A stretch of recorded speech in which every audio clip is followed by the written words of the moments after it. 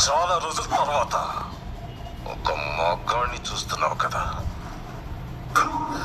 మగాడా? ఎవడు పడితే ఆడు మగాడు అనుకోవడం కదా. ఇంటి పేరు కాదు, ఊరు పేరు కాదు, బై బర్త్ బెడ్రూమ్ అలా కొడక. నేను ఒక్కడే వస్తానని తెలుసు కూడా 100 మందిని కాపలా పెట్టుకున్న మీరు మగాళ్ళ.